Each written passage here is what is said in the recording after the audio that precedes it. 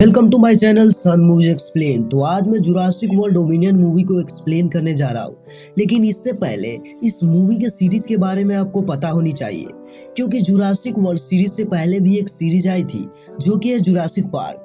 Jurassic park series में कुल 3 movie आई थी, जिसकी फर्स्ट मूवी है जुरासिक पार्क जो साल 1993 में आई थी।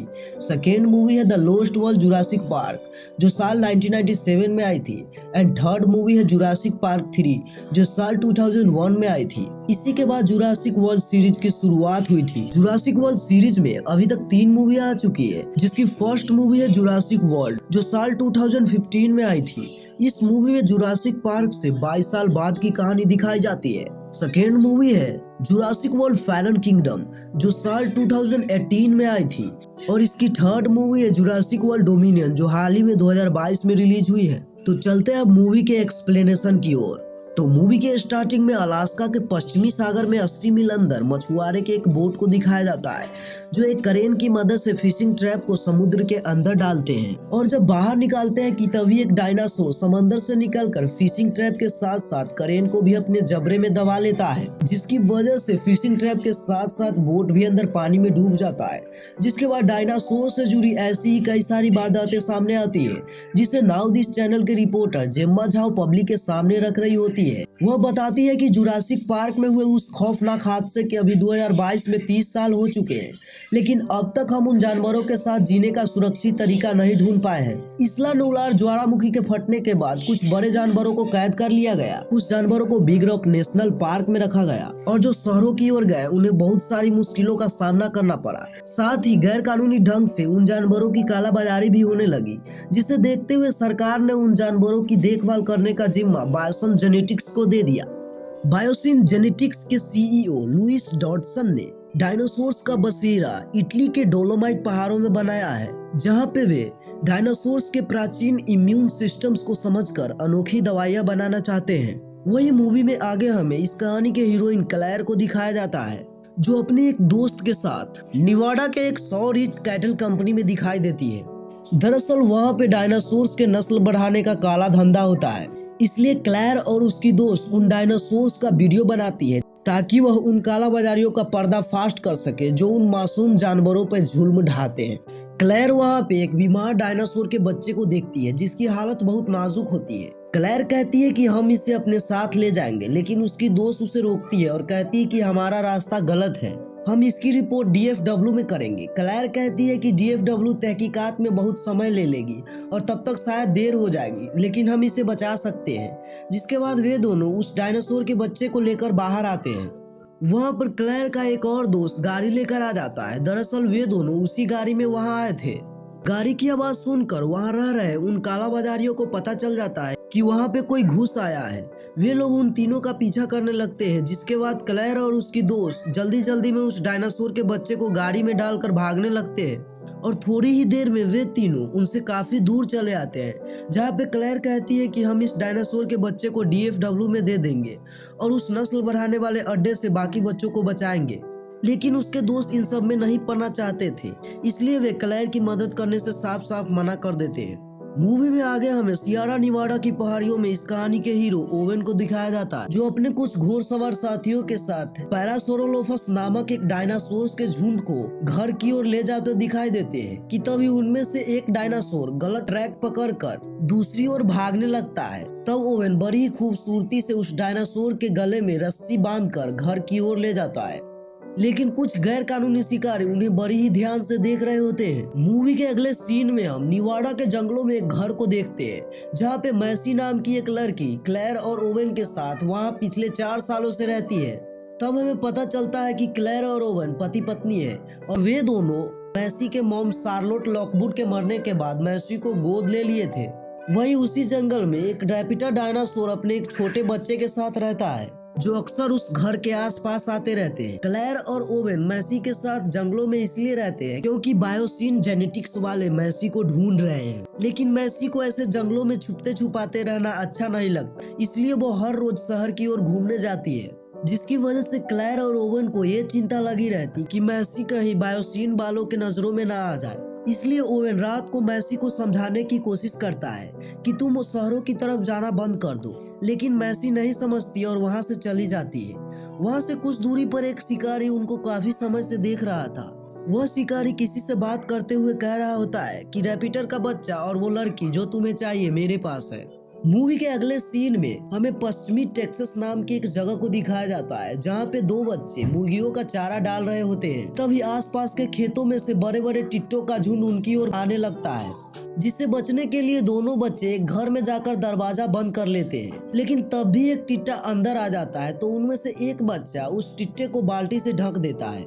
जिसके बाद बच्चों की माँ soil science and regenerating farming department से एली सेटलर को तहकीकात के लिए बुलाती है। वहाँ पर एली देखती है कि उन टिट्टों ने सारे खेत तबाह कर दिए हैं, लेकिन वहाँ पर एक ऐसा भी खेत होता है जिसकी फसल अब भी सलामत होती है। तब बच्चों की माँ कहती है कि हमने खुद के बीज बोए थे और वो वायसन के। जिसके बाद एली उस जिंदे टिट्टे को लेकर अपने एक पुराने कॉलेज के फ्रेंड एलन ग्रांट के पास जाती है और उसे वह टिट्टा दिखाते हुए कहती है कि बासन वाले ऐसे टिट्टों को बनाकर दुनिया भर के अनाजों के सप्लाई को हथियाना चाहते हैं। इसे रोकने के लिए हमें उनके लैब जाकर एक और टिट्टे का डीएनए सैंपल लाना होगा, तभी हम बासन वालों का पर्दाफाश कर पाएंगे। जिसके बाद एलन एली के साथ जाने के लिए मान जाता है। वो पूछता है कि हम वहाँ जाएंगे कैसे। एली कहती है कि वायसन कंपनी के फिलोसोफर लैंड मैल्कम ने मुझे वहाँ आने के लिए इन्वाइट किया है। जिसके बाद वे दोनों पेंसिल्वेनिया के अमेरिकी वन्य जीवन पुनर्स्थापना केंद्र जाते हैं। वहां पर हम उसी डायनासोर के बच्चे को देखते हैं जिसे क्लैर और उसकी दोस्त उस नस्ल बढ़ाने वाली कंपनी से बचा कर लाई थी, जो अब बिल्कुल स्वस्थ हो चुका था।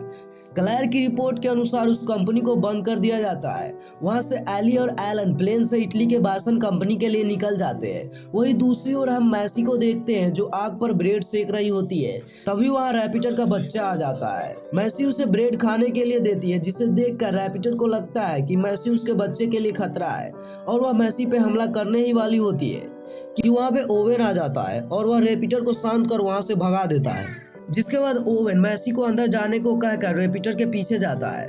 मैसी वहां से गुस्से में शहर के लिए निकल जाती है। क्लैर उसे रोकने की कोशिश करती है, लेकिन मैसी नहीं रुकती और उधर जंगल में कुछ शिकारी रैपिटर के बच्चे को अपने ट्रैप में फंसा कर ले जाते हैं। ओवेन उनको देख लेता है और उनका पीछा करने लगता है और इधर मैसी शहर की ओर जा ही रही होती है कि ब्रिज पर मैसी के सामने एक औरत गाड़ी लगाकर खड़ी होती है।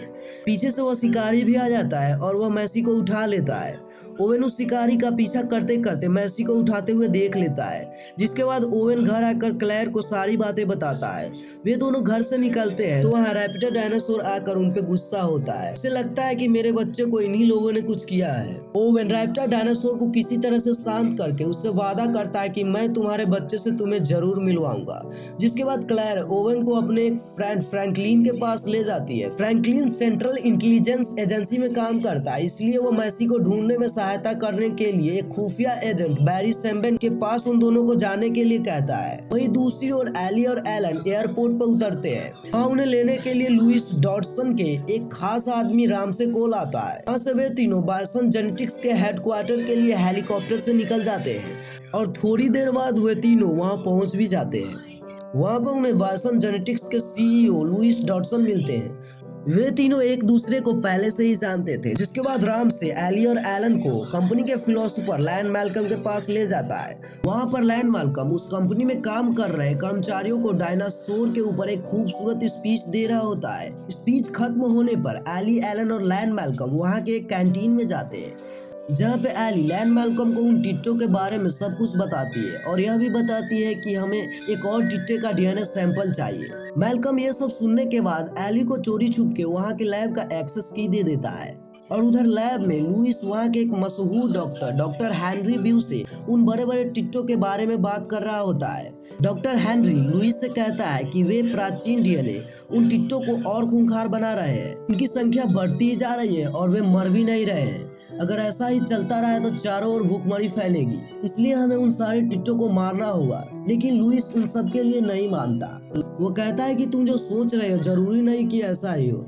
दरअसल उन टिट्टों को इतना खूंखार डॉक्टर हेनरी ने ही लुइस के कहने पर बनाया था। लुइस कहता है कि वो लड़की और रैपिटर का बच्चा मिल गए और उन्हें जल्दी यहाँ लाया जाएगा। जैसा कि तुमने कहा, रैपिटर अपने आप ही माँ बन गई। मूवी के अगले सीन में मेल्टा नाम की एक जगह पे हम सोया सैंटोस नाम की एक लड़की को देखते हैं, जो लुइस से बात करते हुए कह रही होती है कि दोनों अलग अलग प्लेन में है। दरअसल एक प्लेन में मैसी और दूसरे में रैपिटर का बच्चा। प्लेन लैंड होती है, सोया दोनों को बायसन हेडक्वार्टर ले जाने के लिए आती है। वहाँ पे एक और लड़की कायला भी मौजूद होती है। वह जिस प्लेन में रैपिटर का बच्चा आया है उसकी पायलट होती है। वो मैसी को गाड़ी में बैठते देखती रह जाती है। वहीं दूसरी ओर क्लैर और ओवन भी मेल्टा में उस खुफिया एजेंट से मिलने आ गए होते हैं। वहाँ पर उन्हें वह खुफिया एजेंट मिल भी जाता है। वह उन दोनों को एक खुफिया जगह पे ले जाता है जहाँ पे गैर कानूनी ढंग से जानवरों को लड़वा कर सट्टा लगाया जाता है और तो और वहाँ से इलीगली डायनासोर्स को दूसरे देशों में ट्रांसपोर्ट भी किया जाता है।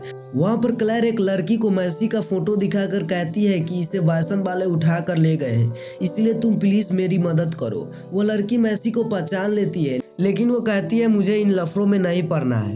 दरअसल वह कोई और नहीं कायला होती है जो उस रैपिटर के बच्चे को अपने प्लेन में लाई थी। और इधर ओवन और बैरी उस शिकारी पे नजर रख रहे होते हैं जिसने मैसी को सोया के हवाले किया था। उस शिकारी के साथ बैरी का एक खुफिया एजेंट भी होता है। बैरी ने उस एरिया के चारों ओर अपने स्नाइपर एजेंट्स लगा रखे थे ताकि वो शिकारी उनके नजरों से ना चूक सके। वो शिकारी वहाँ पे सोया के पास जाता है। दरअसल सोया ने ही उस शिकारी को वहाँ बुलाई थी। वो बायसन बालों से छुपते छुपाते इलीगली डायनासोर्स को दूसरे देशों में ट्रांसपोर्ट करने का धंधा चलाती है और अब वह बड़े नस्ल के डायनासोर्स एट्रोसरैप्टर्स को रियान पहुंचाने के लिए उस शिकारी को 50 लाख रुपए देती है कि तभी वे खुफिया एजेंट उस शिकारी और सोया पे हमला करने लगते हैं, जिसके बाद शिकारी वहां से भागने लगता है। ओवेन उसका पीछा करता है। शिकारी ओवेन से बचने के लिए वहां मौजूद कुछ डायनासोर्स को आजाद कर देता है, पर फिर भी ओवेन उन डायनासोर्स से बचते हुए उस शिकारी को डायनासोर्स के साथ छोड़ देता है। ओवेन कहता है तुम्हें बचना है तो बताओ मैसी कहाँ है। वो कहता है कि मैंने उसे सोया को सौंप दिया था। उसके बाद वो कहाँ गई मुझे नहीं पता कि तभी एक डायनासोर शिकारी को मार देता है। जिसके बाद ओवेन क्लैर को कहता है कि तुम उस सफेद ड्रेस वाली लड़की यानी सोया का पीछा करो। इधर बैरी के कुछ एजेंट्स रियान जाने वाली डायनासोर से लदी ट्रक को ट्रैप बिछाकर एक्सीडेंट कर देते हैं। तब सोया उन पिंजरे का दरवाजा खोल देती है। वे डायनासोर पिंजरे से बाहर निकलने लगते हैं, लेकिन दुर्भाग्यवश ओवेन, बैरी और कुछ एजेंट्स वहीं पे मौजूद होते हैं। सोया लेजर की मदद से उन डायनासोर्स को उनको मारने का कमांड देती है। वे लोग डायनासोर से बचने के लिए भागने लगते हैं। भागते भागते बैरी एक जगह पर फंस जाता है और इससे पहले कि वह डायनासोर बैरी पे हमला करता, ओवेन उसे बचा लेता है। इधर क्लैर सोया का पीछा करते करते एक घर में जाती है। वहाँ वह सोया को बिजली का झटका देकर पूछती है कि मैसी कहाँ है। वो कहती है कि मैसी बायसन बालों के पास है कि तभी एक डायनासोर क्लैर के पीछे पड़ जाता है। वह जैसे तैसे वहाँ से भागती है और वह डायनासोर से बचने के चक्कर में एक गाड़ी में गिर जाती है। उसे गिरते हुए कायला देख लेती है, जिसके बाद वह गाड़ी चलाने लगती है। और इधर ओवेन और बैरी के पीछे अब भी एक डायनासोर पड़ा हुआ था। वे दोनों बड़ी चालाकी से फिर से पिंजरे में कैद कर देते हैं। तभी वहाँ पर सोया आ जाती है। उधर कायला क्लैर से कहती है कि मेरे पास एक प्लेन है, बोल कहाँ जाना है तुम्हें। क्लैर कहती है कि तुम कभी बायसन गई हो। इधर क्लैर ओवेन से कहती है कि मैसी को वे लोग बायसन ले गए हैं, जिसे सुनते ही ओवेन वहां से निकल जाता है। लेकिन सोया चालाकी से ओवेन के पीछे डायनासोर्स लगा देती है। क्लैर तो किसी तरह से डायनासोर से पीछा छुड़ा लेती है, लेकिन ओवेन के पीछे वे डायनासोर्स पड़े ही होते हैं। रास्ते में हम कुछ और डायनासोर्स को देखते हैं जो आसपास के इलाकों को तबाह कर रहे होते हैं। थोड़ी देर में क्लैर और कायला प्लेन तक पहुंच जाती है, लेकिन ओवेन अभी रास्ते में ही होता है। और थोड़ी देर बाद ओवेन भी गजब तरीके से प्लेन में एंटर करता है, जिसके बाद वे लोग बायसन के लिए उड़ जाते हैं। मूवी के अगले सीन में हम बायसन कंपनी के लैब में मैसी और रैपिटर के बच्चे को देखते हैं। वहाँ पर डॉक्टर हेनरी मैसी को उसके माँ के बारे में सब कुछ बताता है और यह भी कहता है कि रैपिटर की तरह तुम्हारी माँ भी बिना किसी जोड़ीदार के माँ बन गई। वो कहता है कि जब तुम छोटी थी तब शार्लोट को अपने अंदर जेनेटिक बीमारी का पता चला, वो तुम में भी ना फैल जाए इसलिए उन्होंने तुम्हारा डीएनए ही बदल दिया। तब हमें पता चलता है कि बायसन वाले इसलिए मैसी और रैपिटर के बच्चे को यहाँ लाए थे ताकि वह उन दोनों के डीएनए की स्टडी करके उन खूंखार टिट्टों का डीएनए बदल सके। डीएनए बदलने के बाद वे टिट्टे पहले की तरह नॉर्मल हो जाएंगे। और उधर एली और एलन टिट्टे का डीएनए सैंपल लाने के लिए जहाँ टिट्टों को बंद करके रखा गया है वहाँ जाते हैं और वे दोनों एक टिट्टे का डीएनए सैंपल ले लेते हैं कि तभी मैसी उधर उस रैपिटर के बच्चे को पिंजरे से आजाद कर देती है, जिसकी वजह से लुइस वहाँ का अलार्म बजा देता है और इधर वे टिट्टे अलार्म की आवाज सुनकर एली और एलन पे हमला कर देते हैं और जैसे तैसे वे उन टिट्टों से बचते हुए उस जगह से निकल जाते हैं। तो वहाँ पर उन्हें मैसी मिलती है, जहाँ से वे तीनों एक जगह पे जाते हैं। इधर क्लैर, ओवेन और कायला की प्लेन को लैंड करने की परमिशन नहीं मिलती। ऊपर से वहाँ के एडीएस सिग्नल को भी बंद कर दिया जाता है। ऐसा इसलिए क्योंकि लुइस को पता चल जाता है कि उस प्लेन में मैसी के पेरेंट्स है। एडीएस सिग्नल के बंद होने से प्लेन पर उड़ने वाले डायनासोर्स हमला कर देते हैं। दरअसल वह एडीएस सिग्नल ही है जो उन उड़ने वाले डायनासोर्स को प्लेन से दूर रखते हैं। हमले की वजह से प्लेन क्रैश होने लगती है। तब ओवेन क्लेयर को इजेक्शन सीट की मदद से प्लेन से बाहर कर देता है और इजेक्शन सीट नहीं होते, इसलिए ओवेन और कायला को प्लेन के साथ क्रैश होना पड़ता है।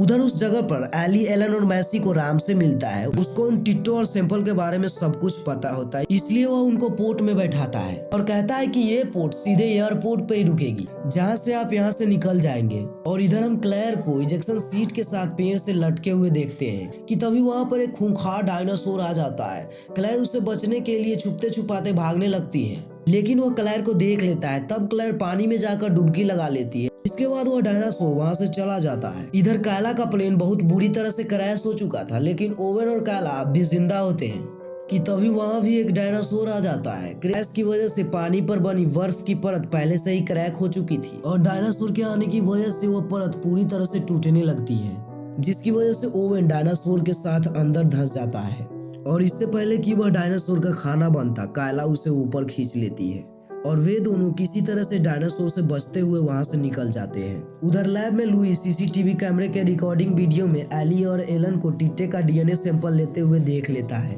और लैन मैल्कम की भी चोरी पकड़ी जाती है एक्सेस की को लेकर। इसलिए लुइस लैन मैल्कम को बुलाकर नौकरी से निकाल देता है। साथ ही जिस पोर्ट में एली, एलन और मैसी जा रहे होते हैं उसे बीच में ही बंद कर दिया जाता है। वे तीनों पोर्ट से निकलते हैं तो वे एक पुराने एम्बर की खदान में होते हैं। इधर ओवेन और कायला क्लेयर को ढूंढने के लिए उस जगह पर पहुंचते हैं जहां पर क्लेयर इजेक्शन सीट से पेड़ से लटकी थी। वहां पर उन दोनों को क्लेयर तो नहीं मिलती, लेकिन डायनासोर्स जरूर मिलते हैं। वे दोनों छुप छुप कर उन डायनासोर्स को आपस में हिरन के लिए लड़ते हुए देखते हैं और उधर लैब में राम से लैन मैल्कम को वहां से भागने में मदद करता है, जिसके बाद लैन मैल्कम वहां से गाड़ी लेकर निकल जाता है। इधर एली, एलन और मैसी उस खदान से निकलने का रास्ता ढूंढ रहे होते हैं। उन लोगों को रास्ता मिल जाता है, लेकिन कुछ डायनासोर्स उनके पीछे पड़ जाते हैं। चूंकि रास्ते का दरवाजा बंद होता है, इसलिए वे जल्दी वहां से नहीं निकल पाते कि तभी वहां पर लैन मैल्कम गाड़ी लेकर आ जाता है। लैन मैल्कम उनको निकालने के लिए दरवाजे का कोड रिकॉर्ड करने की कोशिश करता है, लेकिन वह फेल हो जाता है।